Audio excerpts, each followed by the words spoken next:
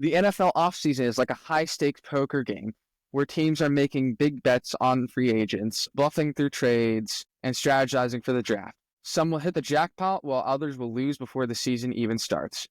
And speaking of that, I would like to discuss the Rams. Recently, they have put Matt Stafford under a 4-year extension, and he seems like he's good to stay in LA for the next few years.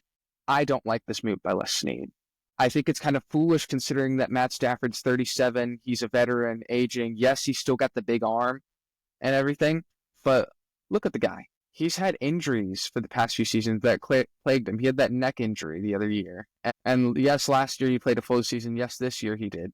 But when it came down to it, a lot of the reasons that they won were because of their receiving core. And now they're getting rid of one of their biggest assets, Cooper Kupp. If not, he was previously the biggest asset, probably the best wide receiver in Rams history. And now they've got a young Puka Nacua, 23 years old, and Kyron Williams, who's 24. That's a solid offensive core. Now, I think they need to go back. The only reason I would approve of this move by Les Snead is if he is going to do what the Packers did with Brett Favre, what they also did with Aaron Rodgers, where they have him in front while a young guy is benched, in order to help them develop more. Now, I think that would be a spectacular idea, considering what they have. And it's not just the offense, too. Look at it. They've got Jared Verse on the defensive end.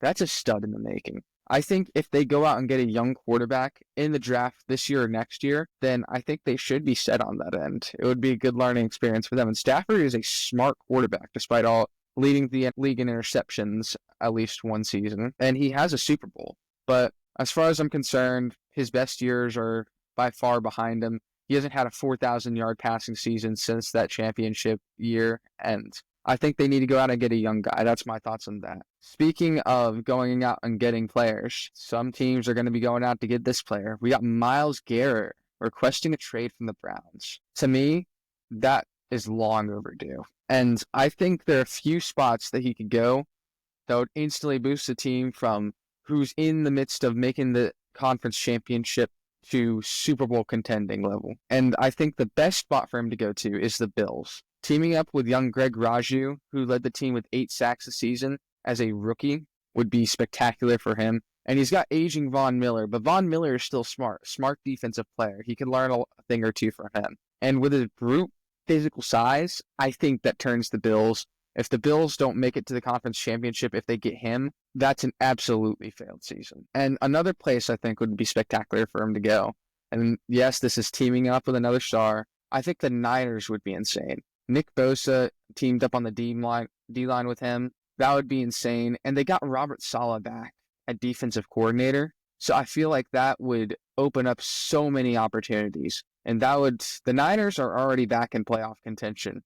Getting Myles Garrett on their team would vault them to Super Bowl contention, or Super Bowl favorites even. Speaking of favorites, the NFL draft is coming up. And for those of you who pay attention to the NFL, you would know that the NFL Scouting Combine has recently opened up. And for the past 2 days, it's been mostly defensive players. And here are 2 guys that I think have skyrocketed in terms of their draft stock. Number 1, James Pierce from Tennessee. He ran a 4.47. That's insane. If you've ever remembered Sammy Watkins, how fast he was, that's almost the exact same speed, which blows my mind. He's faster than Derrick Henry was at the Combine, and we've seen how fast Derrick Henry is. Although, my issue with these 40 times at an NFL Scouting Combine, they're not wearing pads. They don't have the ball in their arm. So that's probably not even their real speed they'll show on the field. Although one dude who did show that was Xavier Worthy this season. But that's another story. And next up, this is the guy who I think, besides Abdul Carter and Travis Hunter, is probably the best defensive player in this draft, Campbell. Jod Campbell ran a 4.52. Ridiculously fast as well. He's 6'3", 235 pounds, from Alabama. Of course, I'm not a Bama fan, and I'm going to go crazy about this dude, but if you remember Nick Bolton coming out of Missouri, I'd say he's better than Nick Bolton was. And Nick Bolton was spectacular at stopping the run. Jod Campbell is a defensive matchup nightmare. He can get your quarterback, sack him. He's good as an off-ball linebacker, watching for the pass, and he can stuff the run and force turnovers. He is a key player to look out for next year. And I think besides Abdul Carter, he's the best rusher in this draft, well, edge rusher. And before we continue on, I'd like to give a shout out to 4 people: Sam Holt, Noah Griffin, Caleb Steiger, and Jack Cunningham for their hot takes they submitted us. Sam Holt said, Jimmy Butler to the Warriors was a great trade. Better than Luka to the Lakers. Now, Sam, I think you're a smart man, and I would typically be inclined to agree with you, but the Lakers have had a better winning streak than the Warriors. Heck, the Lakers went out and blew the Nuggets. They destroyed the MVP Nikola Jokic with their defense, even though Luka is a defensive mismatch when I say that liability. But I think it was a spectacular trade. I'm proud of the Warriors. I'm proud of their management for doing that. I think they've definitely been vaulted back into, I'd say, conference championship at best, but we'll see where this goes. Steph Curry has seemed to heat up as of recent: 56 points, 12 three-pointers. The last time I can recall him hitting 12 three-pointers was that one game where actually it was when he broke the three-point record, when he hit 13 threes in a game. That's the last time I remember him doing that. Yeah, no, incredible. 36 years old and doing that practically by himself. I understand he had Jimmy, but still, you got to give the guy credit. People speak of LeBron and his aging. Curry's aged like fine wine and kind of gotten better in some aspects. And Noah Griffin said Matt Ryan and Julio Jones should be in the Hall of Fame. Now, Noah, I'm inclined to agree with you on that Julio Jones take. I think that's a good take. He's led the league in receiving yards multiple times. He had, before Cooper Kupp came in and got 47 yards for the second most all time, he was the second most all time in the regular season. Well, single season with 1,871 with 136 receptions. That didn't lead the league that year. That was tied with Antonio Brown. Antonio Brown wasn't also too far behind. But anyway, off topic. I think Julio Jones definitely should get into the Hall of Fame. Multiple 1,000-yard seasons. I'd consider him a top 3 receiver in the 2010s. And then next up we have Caleb Steiger. Caleb thinks that the Vikings will be the 2026 Super Bowl champs. Not after that playoff performance they showed against the Rams. If the Vikings somehow, if J.J. McCarthy develops and becomes less turnover prone than Sam Darnold is, I could get on board with that maybe. We'll see. I think their defense has some work to do too. And really the Vikings, it's interesting because their head coach, Kevin O'Connell, I think he's very smart offensive-minded. For those of you who don't know, he's from the Shanahan tree of coaches, which in and of itself is impressive, gives him a resume already. But I don't know. We're going to have to wait and see on that.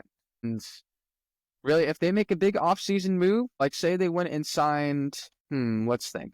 What if they signed, I don't know if TJ Hawkinson had a big season this season. What if they went out and signed Mark Andrews? Because apparently there's rumors floating around that the Ravens kind of want to get rid of him. That might not be true. But if they went out and got a guy like Mark Andrews, another red zone threat, I would definitely say they could win it. But other than that, I don't agree right now. And next up is a topic that we haven't discussed at all on this podcast, but totally open to it. College basketball. Jack Cunningham, JC Buckets told me Auburn will lose to an Ivy League school in March.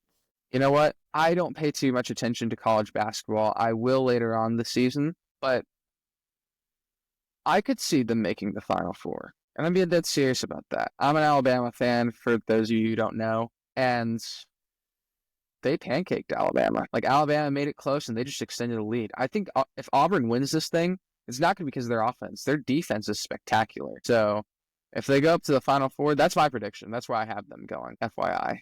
But good take.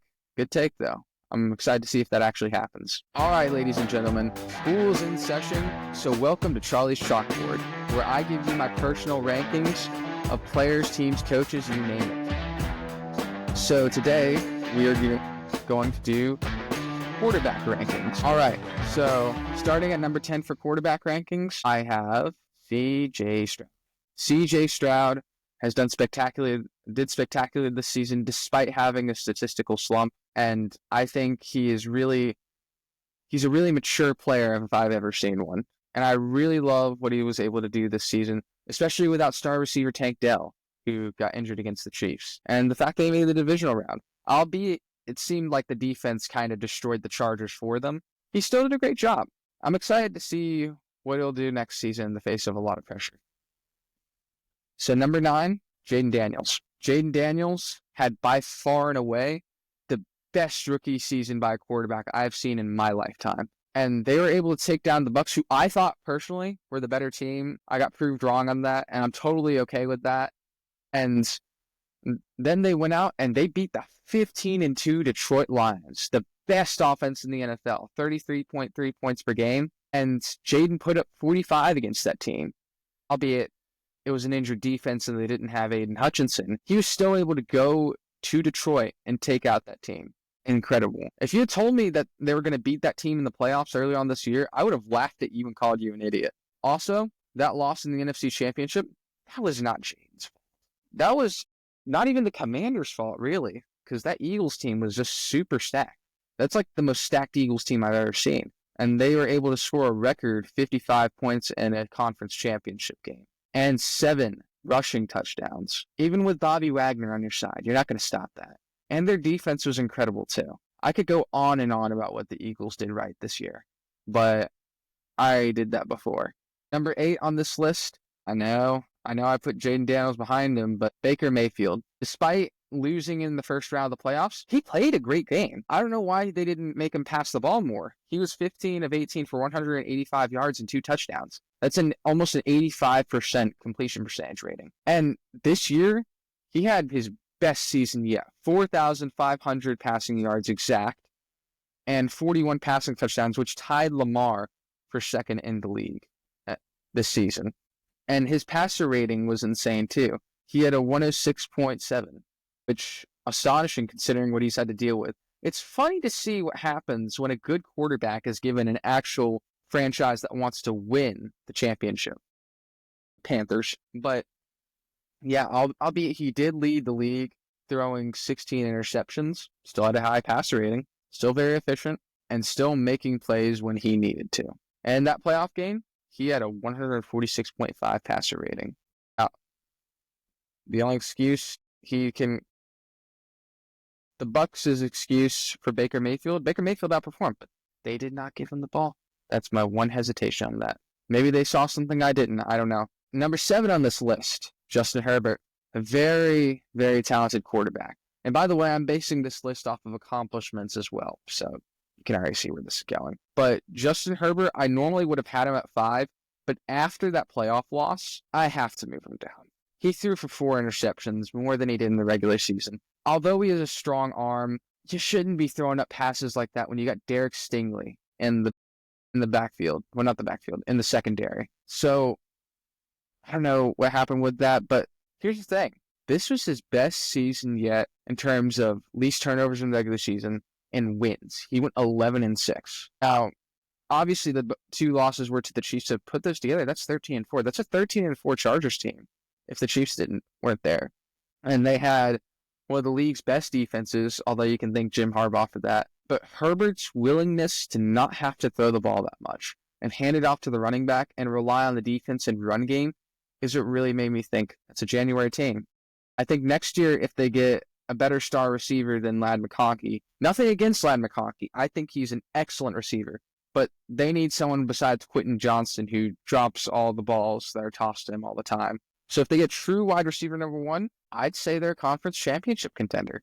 But with Justin Herbert there, I swear, mark my words, one day, Justin Herbert will win a Super Bowl. Probably won't be with the Chargers, though. All right, next up, number 6, Jared Goff. Despite the 4 interceptions in the divisional round game, they were in that game for a lot of it.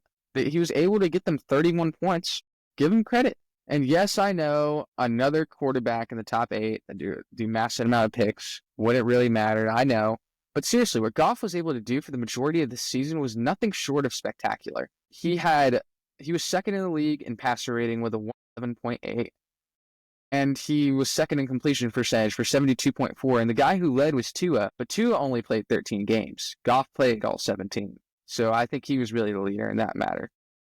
Also throwing for a career-high 37 passing touchdowns and finishing second in the league in passing yards. I loved how no matter how many interceptions he threw, he always bounced back and tried to get his team. He put his team back in the game. Heck, in one game, in a game against the Texans that Justin Herbert threw 4 interceptions against and lost, Jared Goff also threw 5 interceptions and won that game in Houston.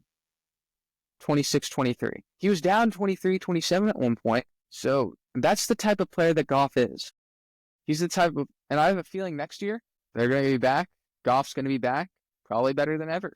Who knows? Number 5, this, you should obviously expect this, Jalen Hurts. At the beginning of the year, I had Jalen Hurts at number 9.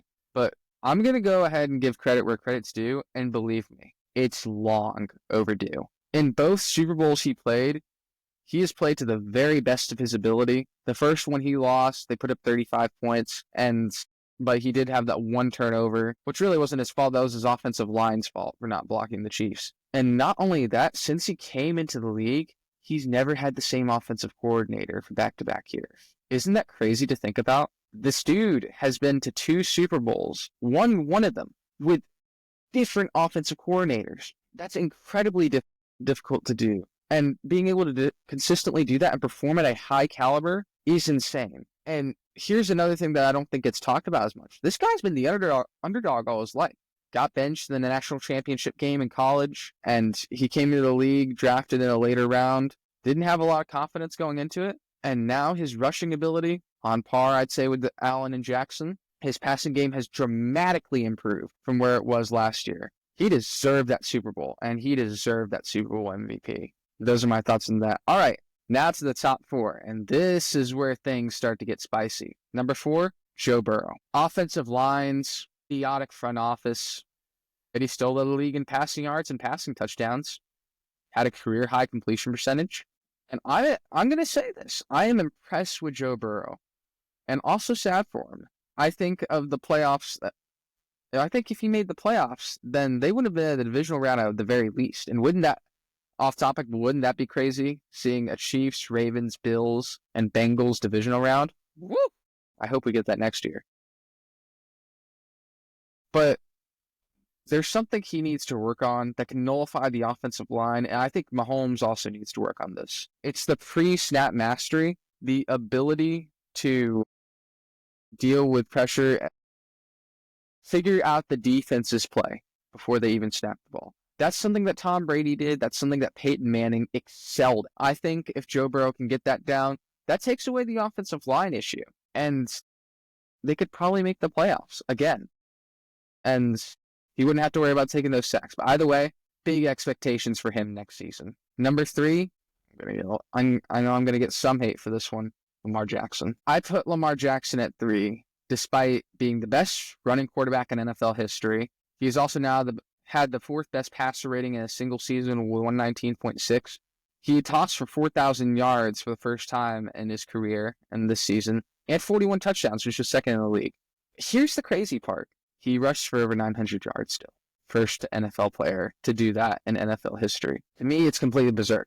In fact, if he had made the Super Bowl, I would have called him the best football player in the world. Not the best quarterback, the best football player because of his versatility. But unfortunately for him, his start had to end.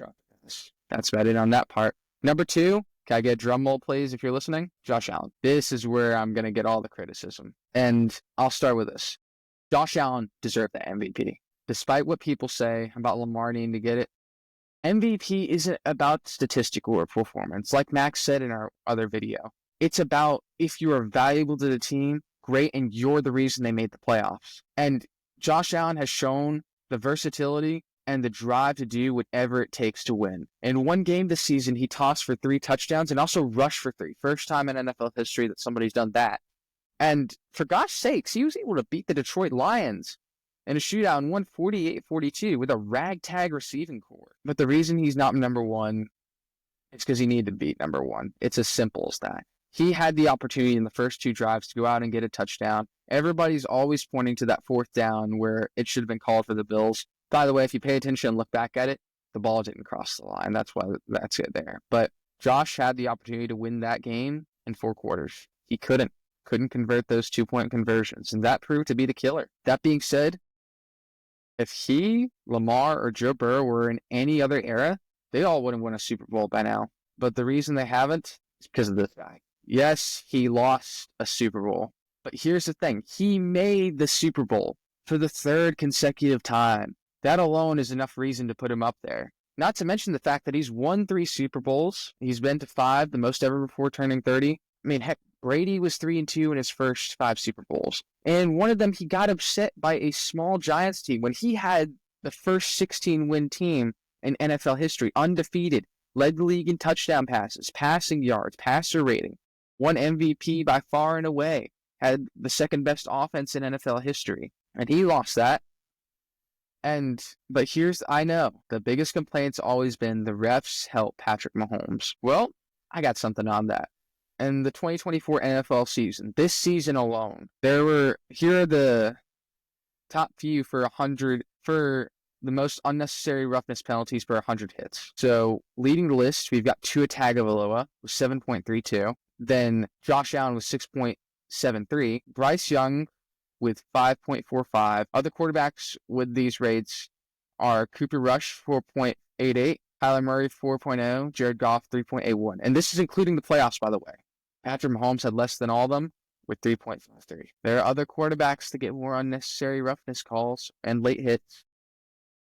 You can't go around using that as the reason that Mahomes sucks. Also, within the past 5 years, Mahomes has the most touchdown passes called back because of penalties, more so than interceptions. He's had 21 called back or nullified because of penalties. The second to him is Joe Burrow with 15. You can't make that up. Numbers don't lie. And that also includes the playoffs. I do think, though, there's one thing that Patrick Mahomes needs to do to solidify himself as the most dangerous quarterback to ever exist. And that's just like Joe Burrow. He needs to master pre-snap reads, be able to create a play that'll beat the defense before the ball's even snapped. That's all Patrick Mahomes needs to do in order to beat Tom Brady in the GOAT debate. Maybe even get a few more Super Bowls. I don't know. We'll see what happens next year. The Chiefs have a big salary deal to deal with. They have to figure out Juwan Taylor. Travis Kelce is apparently returning. So we'll see what Patrick Mahomes does. But mark my words, this man, most likely, maybe inevitably, will make it back to a Super Bowl. And that's why he's the greatest quarterback in the NFL.